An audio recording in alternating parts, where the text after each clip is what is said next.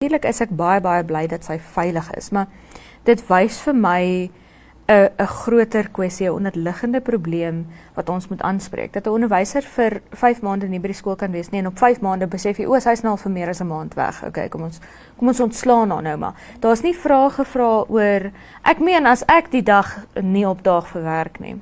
En ek sê nie vir iemand jy sê ek is siek of ek gaan dokter toe of hierdie het nou voorgeval of wat ook al. En ek sê net niks nie, dan gaan ek baie vinnig gebel word. Teen 10:00 die oggend as ek nog nie gebel is, raak ek bekommerd is hulle nog daar. Jy weet, hulle gaan my baie vinnig bel en vra, luister, waar's jy? Is jy nog okay? Jy weet, lewe jy nog, haal jy nog asem? Maar die feit dat 'n onderwyser vir 5 maande nie kan opdaag vir skool nie en ons vra nie vir onsself, waar is sy? Waar is sy? Is sy alright? Lewe sy nog? Haal sy nog asem? Ons wag vir die familie om na 5 maande vir haar as vermis aan te gee by die polisie, voordat ons kan besef. Selfs dit is vandag, weet jy. Ja, ek wonder ook daaroor. Kan jy 5 maande wag voor jy polisie toe gaan om te sê hierdie persoon is vermis?